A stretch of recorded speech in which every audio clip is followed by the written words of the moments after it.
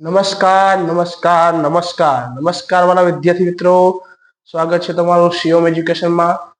Last video લેક્ચરમાં આપણે સ્વાધ્યાય 3 નો પ્રશ્ન નંબર ચોથો અને સ્વાધ્યાય 3 નો પ્રશ્ન નંબર 3 એની અંદર દાખલા નંબર 4 અને 5 વિશે અભ્યાસ કરેલો અને ઉદાહરણની અંદર પણ ઉદાહરણ નંબર 4, 5 ગણેલું, એટલે કુલ ટોટલ 11 લેક્ચરમાં આપણે 4 દાખલા ગણેલા હતા. હવે પછી આગળ દાખલા નંબર 6 થી અભ્યાસ કરવાનો છે. બરાબર, દાખલા નંબર 6 થી અભ્યાસ કરવાનો છે.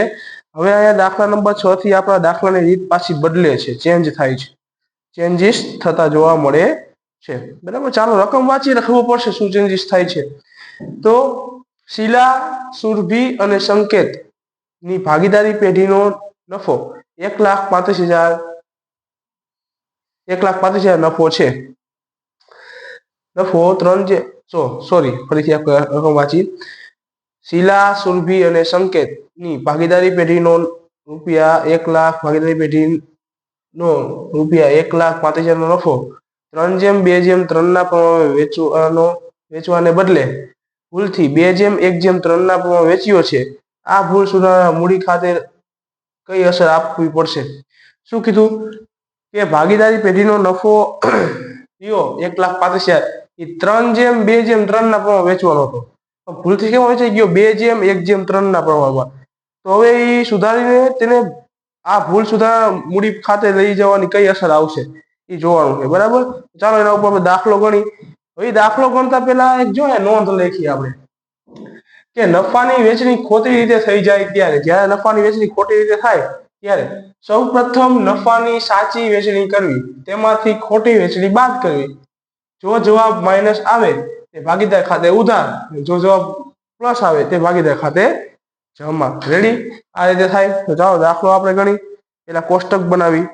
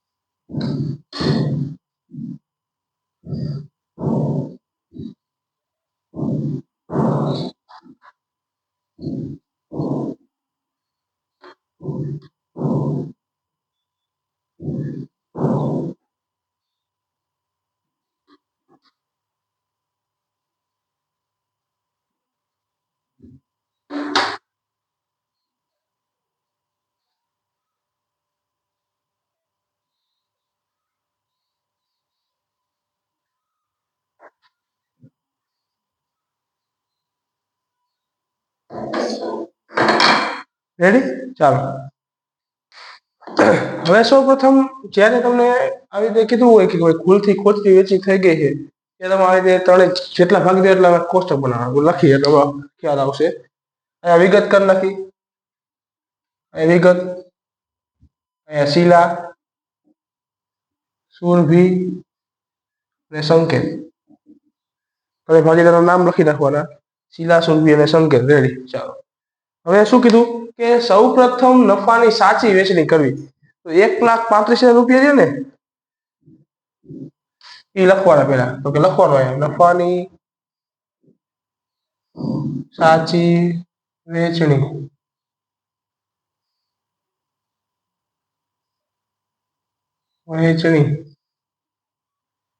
એક જ મિનિટ, પેન બદલી નાખી. નફાની સાચી વેચણી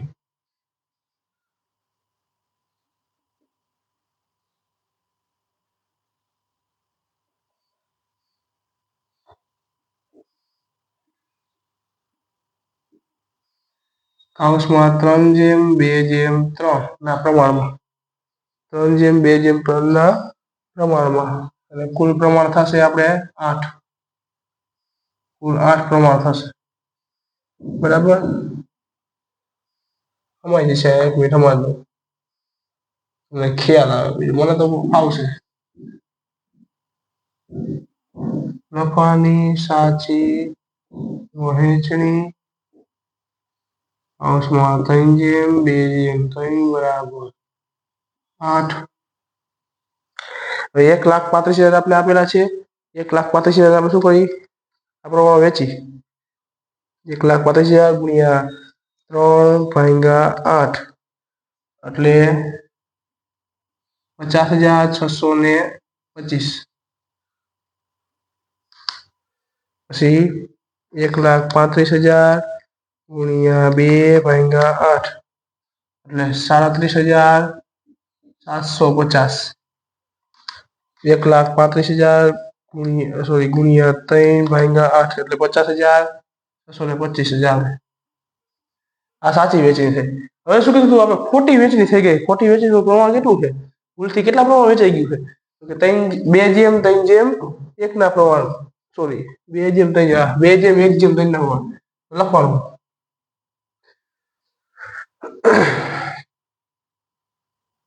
નફાની ખોટી વહેંચણી 2/1/3 બરાબર 6. 1,35,000 ગુણ્યા 2/6 એટલે 45,000 આવે.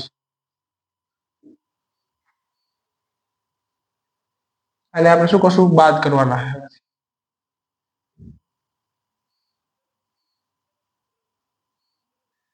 આમ લખો તો ચાલશે, અને માઇનસ કરીને બાદ કરવાના છે ને. આમાંથી સાચામાંથી ખોટી બાદ કરવાની છે.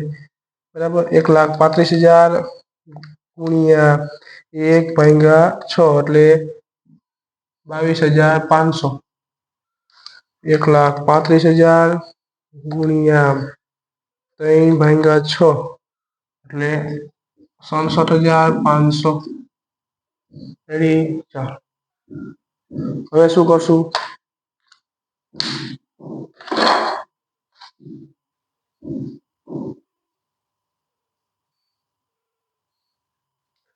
ઉપર હું બાદ ની નિશાની કરું, બાદ. બરાબર. આમાંથી આ બાદ કરવાનું કરી નાખી. આનો 2 મિનિટો ખાલી આ જવાબ માટેની પટ્ટી દોરી નાખી.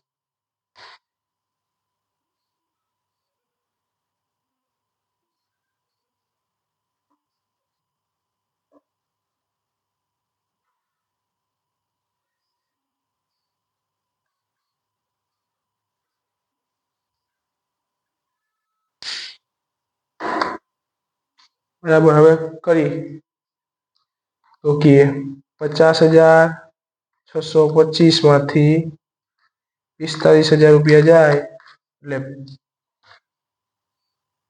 5,625 એટલે 5,625 મળે. 33,750 માઇનસ 22,500 એટલે 11,250. બરાબર. હવે 50,625 માઇનસ 68,500 એટલે -16,875. બરાબર. હવે તમે આ માઇનસ આવ્યો ને, આ બેનો સરવાળો કરો એટલે આટલા જ થાય. જો કરી 11,250 પ્લસ 5,625 એટલે 16,800. બે આ બેનો સરવાળો આટલો જ થાય. બરાબર. તો હવે શું કીધું કે જો જવાબ માઇનસ આવે તે ભાગીદાર ખાતે ઉધાર કરવું, જે જવાબ પ્લસ આવે એ ભાગીદાર ખાતે જમા કરવું. તો લખી સંકેત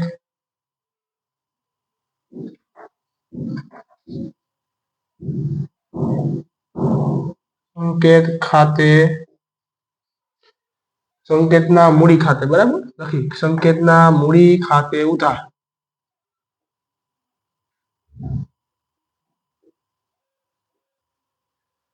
ઉધાર કેટલા? 16,800 ને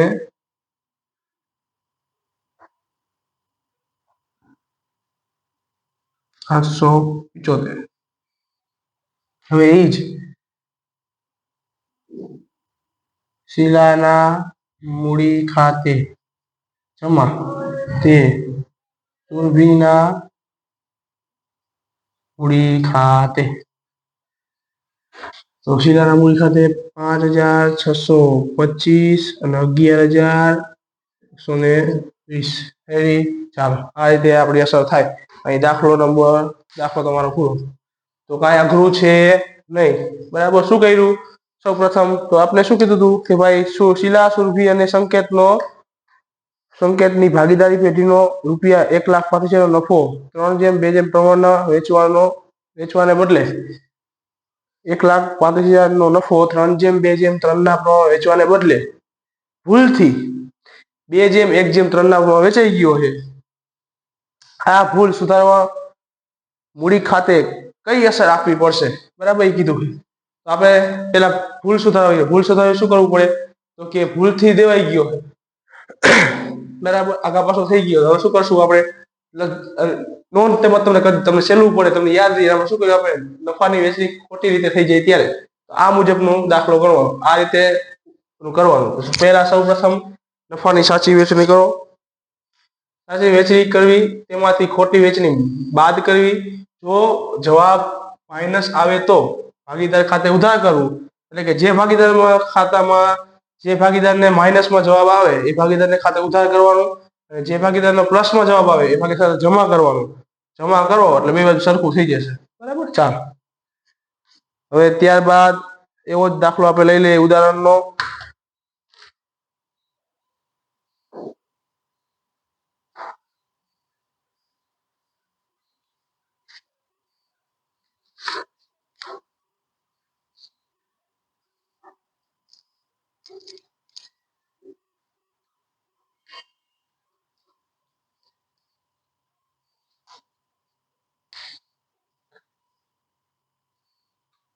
પેજ નંબર 17. પેજ નંબર આપણે આપેલા છે ભાઈ 17 ઉપર રકમ આપેલી છે. દાખલા ઉદાહરણ નંબર 6 પેજ નંબર 17 ઉપર રકમ આપેલી છે. જોઈએ શું કહેવા માંગે છે રકમ. બરાબર. મિલન, હેમત અને રસિક ની ભાગીદારી પેઢીનો ₹1,89,000 નો નફો 1:2:4 ના પ્રમાણમાં વેચવાને બદલે ભૂલથી સરખા પ્રમાણમાં વેચ્યો છે. આ ભૂલ સુધારણા મૂડી ખાતે કઈ અસર આપવી પડશે જોવાનું છે. આ રીતનો જ દાખલો છે. અહીંયા 3:2:3 ના પ્રમાણમાં વેચવાનો હતો અને ભૂલથી 2:1:3 ના પ્રમાણમાં વેચી નાખ્યો. અહીંયા 1:2:4 ના પ્રમાણમાં વેચવાનો છે, જ્યારે સરખે રીતે વેચી નાખ્યો છે ભૂલથી. બરાબર. તો આપણે ચાલો એને સુધારી નાખીએ. સુધારવા માટે પેલા લીંબુ સુધારવું પડશે. તો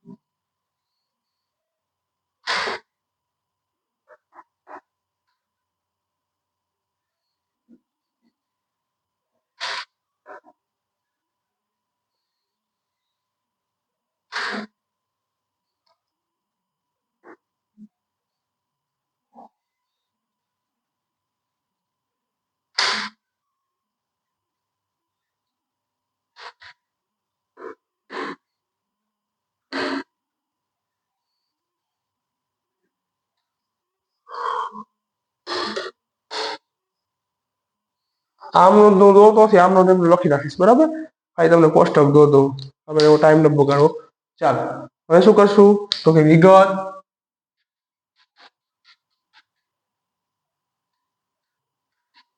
શું નામ આપ્યા છે? મિલર, મિલિન, હેમત,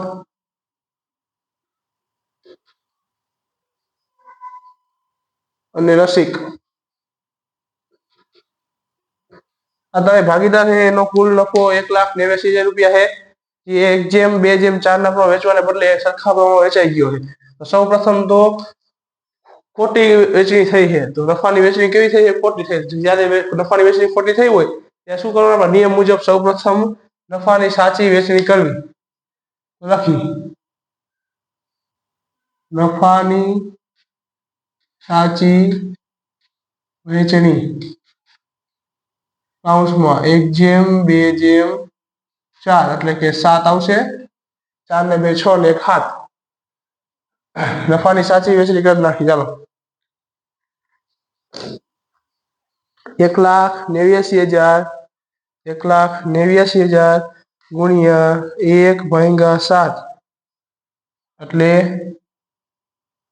27,000 રૂપિયા આવશે.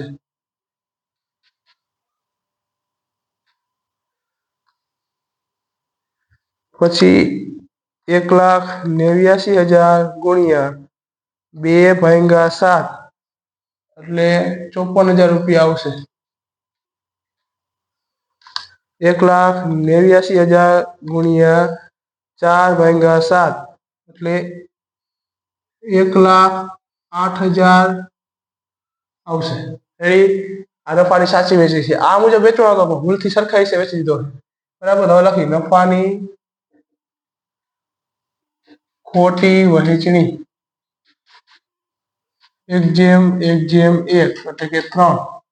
કુલ ભાગ આપણો થાય 3. 1,89,000 ગુણ્યા 1/3 એટલે 63,000.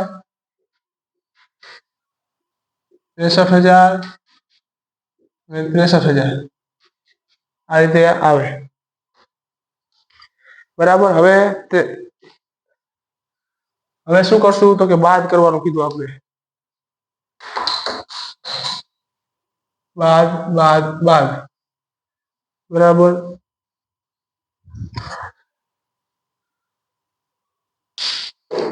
ચાલો હવે બાદ કરીએ. 27,000 માઇનસ 63,000 તમને -36,000 રૂપિયા મળશે. પછી 54,000 માઇનસ 63,000 તમને -9,000 રૂપિયા મળશે. હવે તમે 1,08,000 માઇનસ 63,000 કરશો તો તમને 45,000 મળશે. 36 એમાં 4 નાખો અને 40 ને 5 45 થઈ ગયા. 45 રેડી. શું કરવાનું? જે માઇનસ આવે એની સાથે એના ખાતે ઉધાર, પ્લસ આવે એના ખાતે જમા. શું થશે? મિલિનના મૂડી ખાતે ઉધાર 36,000 રૂપિયા. હેમતના મૂડી ખાતે ઉધાર 9,000 રૂપિયા.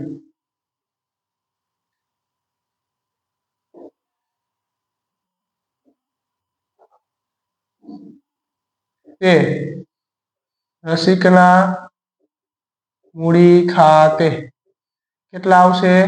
કે 45,000 રૂપિયા. રેડી. આ રીતે એની નોંધ થાય. તમારે વ્યવસ્થિત આ રીતે લખવાની છે. મારા તો ટાઈમ બગડે એટલે મેં લખી નાખી, બરાબર? ચાલો ત્યારબાદ દાખલા નંબર 7. દાખલા નંબર 7.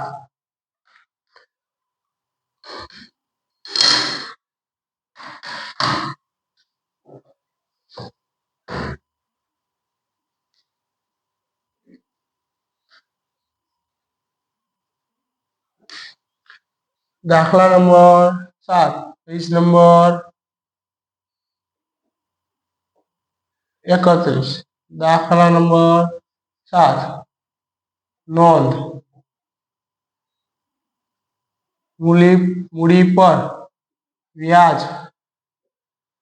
ગણવાનું ભૂલાઈ જાય ત્યારે મૂડી પર વ્યાજ ગણવાનું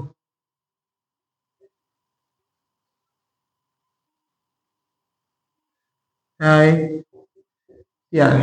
નવી રીત આવી પાછી હો ભાઈ. ઓલી રીત અહીંયા પૂરી થઈ ગઈ. સૌપ્રથમ દરેક ભાગીદારના મૂડી પર વ્યાજની ગણતરી કરવી. સૌપ્રથમ દરેક ભાગીદારના મૂડી પર વ્યાજની ગણતરી કરવી પડે ભાઈ. લખીએ આપણે હાલો. સૌથી પહેલા દરેક ભાગીદાર ના મૂડી પર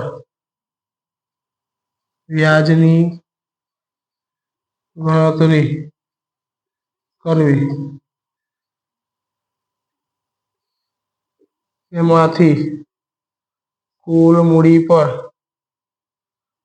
વ્યાજ નફા નુકસાન ના પ્રમાણમાં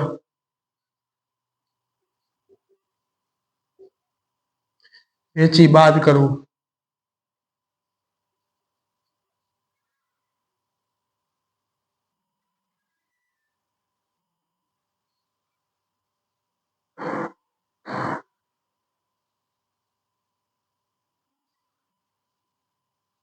જો જવાબ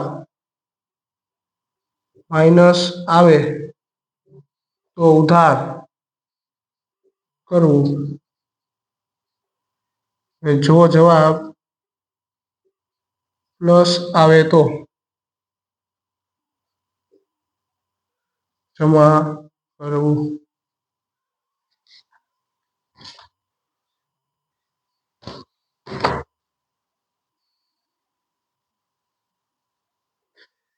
એક જ મિનિટ ભાઈ. માર્કરમાં સહી વધારે ભરાય જાય પછી માર્કર ઉભરાઈ જાય.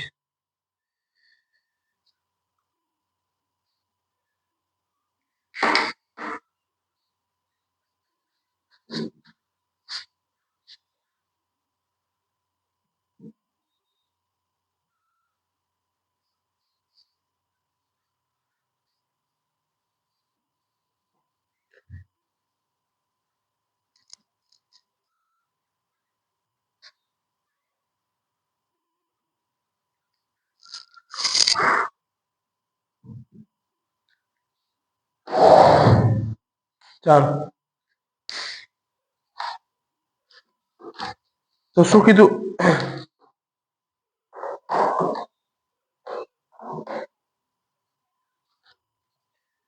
જ્યારે મૂડી પર વ્યાજ એ પછી કરશું. પેલા આપણે દાખલાની રકમ વાંચીએ એટલે આપણે ખબર પડે.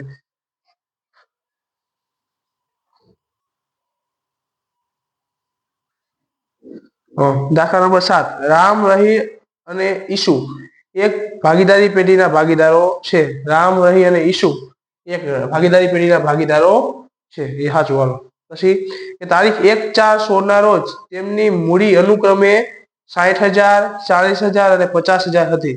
એ તારીખ 1/4/2007 ના રોજ 2016 ના રોજ તેમની મૂડી અનુક્રમે 40,000, 60,000 અને 50,000 હતી.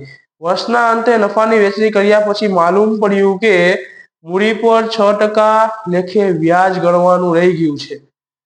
મૂડી પર 6% લેખે શું કરવાનું રહી ગયું છે? વ્યાજ ગણવાનું રહી ગયું છે. બરાબર. તો ભૂલ સુધારણા નોંધ લખો. ભૂલ સુધારણા નોંધ લખો એટલે કે આમ નોંધ લખો. બરાબર. ભૂલ સુધારણા જે આમ નોંધ થાય એ લખો. તો પેલા આપણે જોઈ લઈએ. બરાબર.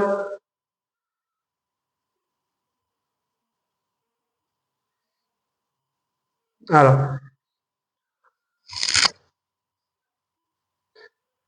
હવે જ્યારે મૂડી પર વ્યાજ ગણવાનું ભૂલાઈ જાય ત્યારે જો આવી હોય પછી નોંધ આવી. જ્યારે મૂડી પર વ્યાજ ગણવાનું ભૂલાઈ જાય ત્યારે સૌ પ્રથમ પેલા ભાગીદારના મૂડી પર વ્યાજની ગણતરી કરવી. સૌ પ્રથમ શું કરવાનું? ભાગીદારના મૂડી પર વ્યાજની ગણતરી કરી લેવાની. બરાબર. મૂડી પર વ્યાજની ગણતરી કર્યા બાદ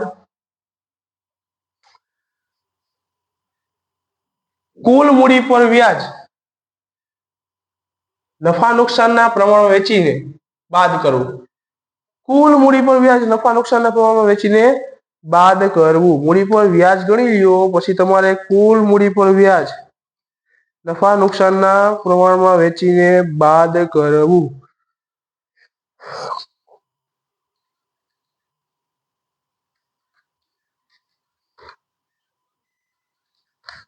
હા, કુલ મૂડી પર વ્યાજ એટલે તમે જે વ્યાજ તમારા ભાગીદારને પોતાની મૂડી પર વ્યાજ દીધું ને, ધારો કે પેલા ભાગીદારનું 60,000 છે, એના 6% કરો. 60,000 ગુણ્યા 6% એટલે 3600 આવશે. એ 3600 પછી એના પછી છે 40,000 એને ગુણ્યા 6% એટલે 2400 અને 50,000 ગુણ્યા 6% એટલે 30,000. આ ત્રણેય 3600, 2400 ને 3,000 આ ત્રણેયનો સરવાળો કરીને કુલ મૂડી પર વ્યાજ કેટલું થાય? બરાબર. તો કે 9,000 રૂપિયા. હવે એમ ન આવડે તો કાંઈ શું કરવાનું? મૂડી કેટલી છે? 60,000 પ્લસ 40,000 પ્લસ 50,000 કેટલી થઈ? 1,50,000. 1,50,000 ગુણ્યા 6% એટલે 9,000 રૂપિયા. કુલ બધી મૂડીનો સરવાળો કરીને એના 6% કરી નાખો તમને મળી જાય. એ 6% તમે સરખી હિસ્સે વેચી દેવાના. બરાબર. ચાલો જોઈ.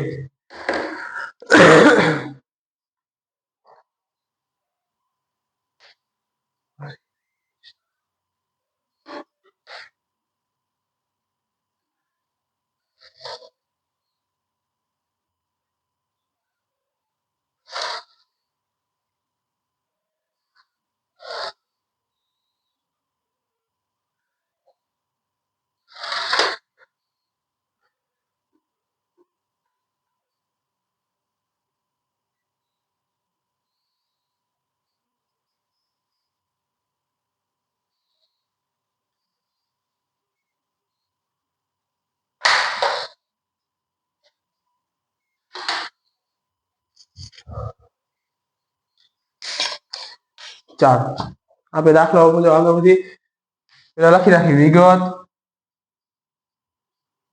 રામ, રહીમ અને ઈસુ. બરાબર. આ ત્રણ ભાગીદાર છે. એ ત્રણેય ભાગીદારો નફો આપણે મૂડી અનુક્રમે આપી દીધી છે. 60,000, 40,000 અને 50,000. બરાબર. તો આપણે ત્રણેયને ફાળવણી કરી દઈ 60,000, 40,000. હમણાં જ આપણે આમાં કેલ્સીમાં ગણતરી કરી કે ભાઈ પેલા શું કીધું? સૌ પ્રથમ દરેક ભાગીદારના મૂડી પર વ્યાજની ગણતરી કરી. તો આપણે લખી મૂડી પર વ્યાજ બરાબર વ્યાજની ગણતરી કરવાની કીધી ને આપણે. આપણે લખી મૂડી પર વ્યાજ બરાબર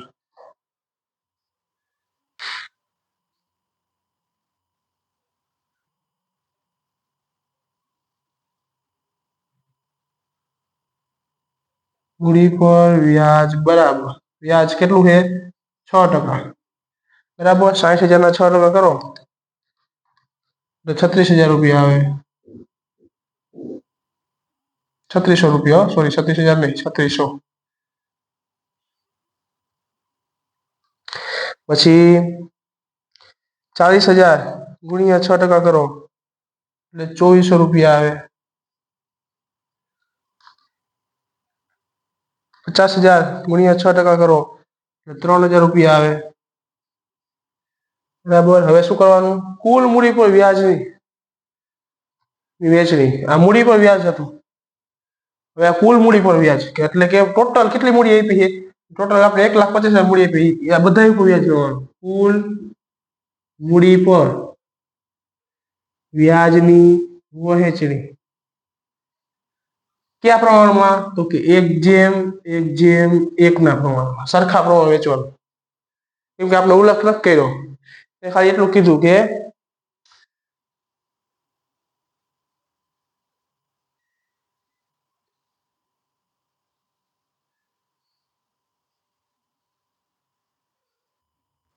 કીધું જો આપણે કુલ નફા નુકસાનના પ્રમાણ વેચીને બાદ કરવું. નફા નુકસાન ભાઈ આપણે નફા નુકસાનનું પ્રમાણ આપેલું નથી. આપણે શું કરશું? 1:1:1 લઈ લઈશું. બરાબર. જો આપણે આપેલું હોત તો આપણે એ પ્રમાણે લેવું પડે. તો આને 1,50,000 ના તમે 6% કરશો એટલે તમને 9,000 રૂપિયા મળશે. હવે 9,000 ને તમારે ક્યાં પ્રમાણે વેચવાના?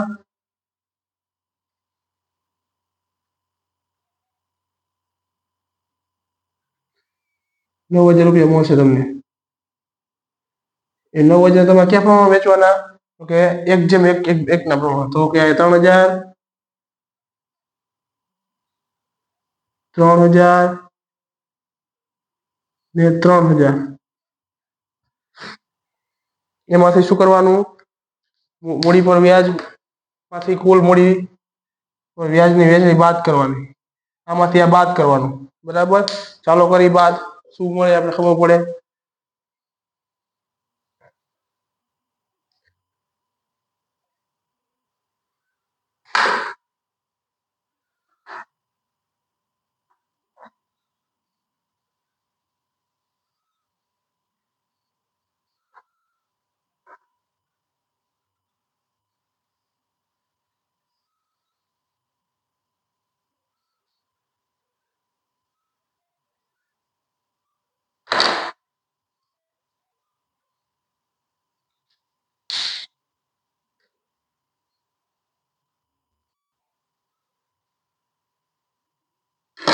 ચાલો હવે શું કરવાનું? તો કે આપણે બાદ બાકી કરવાની છે। બાદ બાકી કરી તો કે 3,000 માં 3,000 તો કેટલું વધે? શૂન્ય વધે ભાઈ। આમાંથી -600, કેમ કે 2400 માંથી 3,000 બાદ થાય માઇનસમાં આવે, કે -600 અને 3600 માંથી 3,000 જાય એટલે 600 વધે, બરાબર। તો આપણા નિયમ મુજબ જે પ્લસ હોય એના ખાતે જમા કરવાનું, ઉધાર હોય એના ખાતે માઇનસ હોય એના ખાતે ઉધાર કરવાનું। તો લખી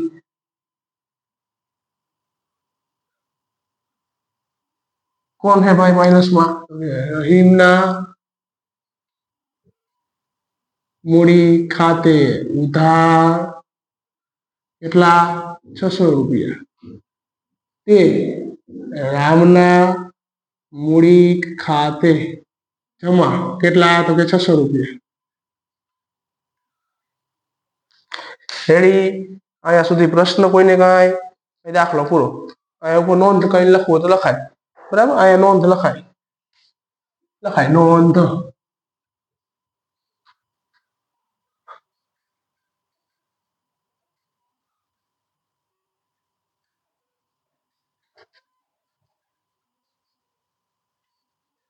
લખવું હોય તો લખી શકો, લખી નખાય, લખી નાખો નોંધ।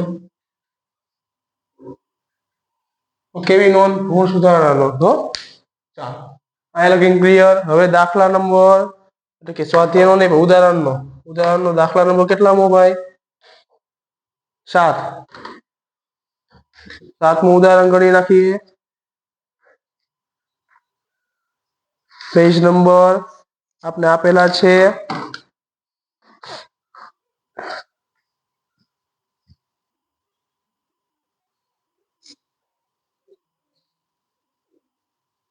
ચાલો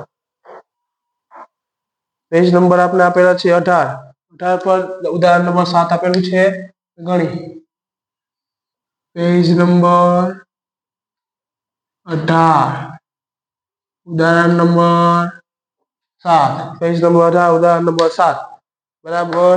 ચાલો સમય ન બગાડતા ફટાફટ દાખલો ગણી। પેલા હું કોષ્ટક દોડ નાખું, પછી રકમ વાંચી, બરાબર। કેમ કે હવે આના જેવો જ દાખલો છે ઉદાહરણમાં, પેલા કોષ્ટક બનાવી લઈ, નકર તો આપણે ખબર ન પડે કોષ્ટક આવે કે ન આવે। એના જેવો છે એટલે તમે બનાવી જ લઈ।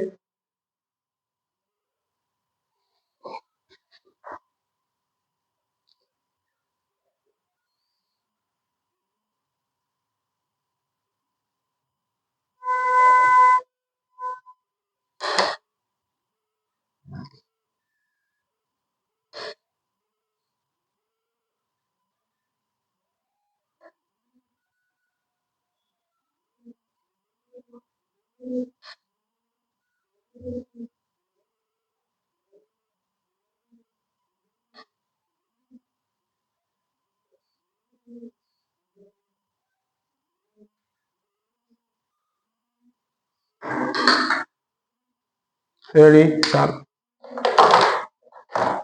બસ હવે ધ્યાન, બરાબર। હા આપણે રકમમાં શું કીધું છે? રકમમાં જોઈ તો કે રામ, લક્ષ્મણ અને સીતા એક પેઢીના ભાગીદારો છે। રામ, લક્ષ્મણ અને સીતા શું છે ભાઈ? એક પેઢીના ભાગીદારો છે। बराबर। तारीख 1/4/2016 ના રોજ તેમની મૂડી અનુક્રમે 40,000, 30,000 અને 80,000 હતી। તારીખ 1/4/2007 2016 ના રોજ એમની મૂડી અનુક્રમે 40,000, 30,000 ને 80,000 હતી। બરાબર। વર્ષના અંતે નફાની વેચણી કર્યા બાદ માલુમ પડ્યું કે મૂડી પર 12% લેખે વ્યાજ ગણવાનું રહી ગયું છે। વર્ષના અંતે જે હિસાબ કરતા હતા ત્યારે માલુમ પડ્યું કે મૂડી પર 12% લેખે વ્યાજ ગણવાનું તો રહી ગયું છે। તો ભૂલ સુધારણા નોંધ લખો। તો શું કરવાનું? ભૂલ સુધારણા નોંધ એટલે કે આમ નોંધ લખો। બરાબર। ચાલો હવે આગળ જોઈ શું કીધું છે। બરાબર। મૂડી પર વ્યાજ આપવાનું રહી ગયું છે તો આ જ રીતનો દાખલો છે ભાઈ। તો મૂડી પર વ્યાજ આપવાનું રહી ગયું તો સૌપ્રથમ શું કરશું? દરેક ભાગીદારના મૂડી પર વ્યાજની ગણતરી કરશું। અહીંયા 6% હતા પણ હવે અહીંયા 12% લેવાના, કેમ કે જો વ્યાજની ટકાવારી ફરી ગઈ। લખી પેલા વિગત રામ, લક્ષ્મણ અને સીતા। રામ, લક્ષ્મણ અને સીતા। રામ, લક્ષ્મણ અને સીતા। ચાલો લખી મૂડી પર વ્યાજ બરાબર મૂડી પર વ્યાજ બરાબર 12%। મૂડી પર વ્યાજ આપણે કેટલું આપવાનું છે? 12% આપવાનું છે। બરાબર। મૂડી પર 12% વ્યાજ આપવાનું છે। હવે રામની મૂડી કેટલી છે? તો કે 40,000 રૂપિયા। 40,000 ગુણ્યા 12% એટલે 4800 આવશે। 4,800 બરાબર। પછી લક્ષ્મણની મૂડી કેટલી છે? તો કે 30,000 રૂપિયા। 30,000 છે ને? હા કે 30,000 રૂપિયા છે। બરાબર। તો 30,000 ગુણ્યા 12% એટલે કે 3,600 આવશે ભાઈ। પછી સીતાજીની મૂડી કેટલી છે? 80,000 હે। સીતાએ ઘણા ભેગા કર્યા। 80,000 રૂપિયા ગુણ્યા 12% એટલે 9,600 બરાબર। હવે આ તો આપણે મૂડી પર વ્યાજ આપ્યું। હવે આપણે કુલ મૂડી પર જો કીધું કે કુલ મૂડી પર નફા નુકસાન વેચણી કરો અને પછી બાદ કરો। કુલ મૂડી પર નફા નુકસાન વેચણી કરવાની। તો કુલ મૂડી પર વ્યાજ કેટલું વ્યાજ છે? કુલ મૂડી પર તો આપણે 40,000 પ્લસ 30,000 પ્લસ 80,000 એટલે 1,50,000। 1,50,000 ગુણ્યા 12% એટલે 18,000। 18,000 બરાબર। એને ક્યાં પ્રમાણે વેચશું? તો કે નફા નુકસાનના પ્રમાણમાં। આપણે નફા નુકસાનનું પ્રમાણ આપેલું છે રકમમાં કે ના ભાઈ નથી આપેલું? ન આપેલું ત્યાં કયું પ્રમાણ લેવાનું?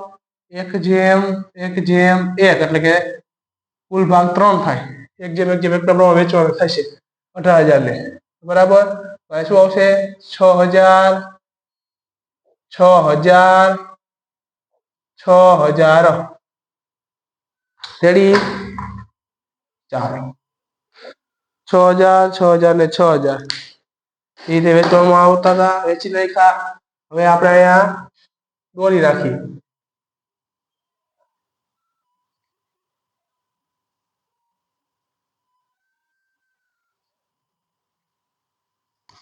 ચાલો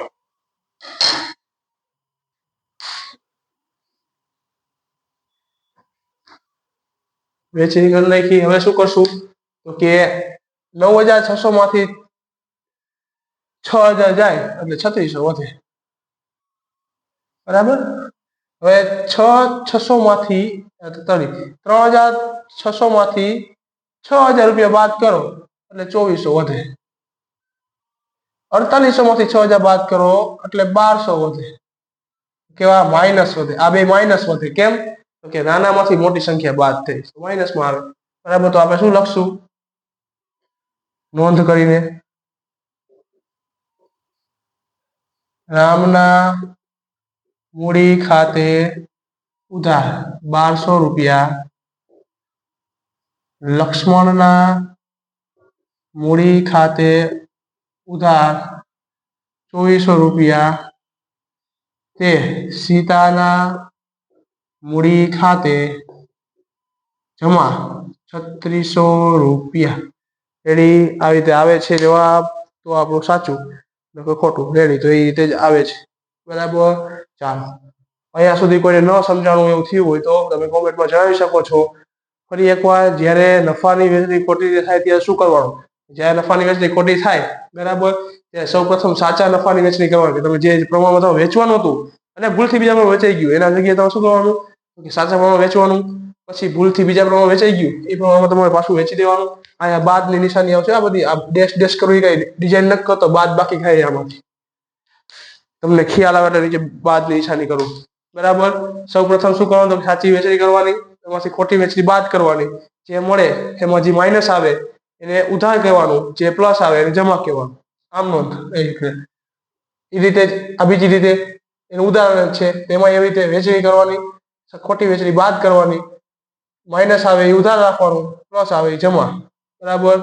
મૂડી પર વ્યાજ ગણવાનું ભૂલાઈ જાય ત્યાં શું કરવાનું, પેલા તો દરેક ભાગીદારના મૂડી જે એની મૂડી જેટલી છે એટલી મૂડી એને એટલા ટકા પર વ્યાજ આપે. જેમાં આપણે રકમમાં ઉલ્લેખ કર્યો હોય, ધારો કે એક ભાગીદારની મૂડી 60,000 30,000 80,000 છે બરાબર, 12% લેખે વ્યાજ આપવાનું છે, તો એ ત્રણેય મૂડીને 12% વ્યાજે આપી દેવાનું બરાબર. ત્યારબાદ કુલ મૂડી એટલે કે બધી મૂડી થઈ કે 1.5 લાખ રૂપિયા થાય, એ 1.5 લાખના 12% વ્યાજ ગણવાનું એટલે કેટલું થાય, તો કે 18,000 રૂપિયા. એને નફા નુકસાન પ્રમાણ વેચો, નફા નુકસાન પ્રમાણ આપેલું હોય ટેક્સ બુકમાં તો એ પ્રમાણમાં વેચવાનું. જો ન આપેલું હોય તો 1:1 ના પ્રમાણ વેચી નાખ, સરખે હિસ્સે વેચી નાખવાનું બરાબર. એ જે મળે એમાંથી પ્લસ માઇનસ કરીને મૂડી પર વ્યાજમાંથી કુલ વ્યાજ, મૂડી પર વ્યાજમાંથી કુલ મૂડી પર વ્યાજ બાદ કરવાનું. બાદ કરીને જે માઇનસ આવે એને ઉધાર, જે પ્લસ આવે એને જમા બરાબર. આ રીતું છે. જો આ દાખલા 3 માર્કમાં હોઈ શકે છે બરાબર. જો કોઈને કઈ પ્રશ્ન હોય તો કોમેન્ટમાં જરૂર જણાવજો, આપણે ફરીથી એકવાર સોલ્વ કરશું બરાબર. ચાલો હવે પછી જ્યારે આગળ મળીશું ત્યારે આગળના દાખલાનો અભ્યાસ કરશું. ત્યાં સુધી જો તમને વિડીયો પસંદ આવ્યો હોય તો લાઈક, શેર અને સબસ્ક્રાઇબ કરવાનું ભૂલતા નહીં. અસ્તુ, જય હિન્દ, વંદે માતરમ.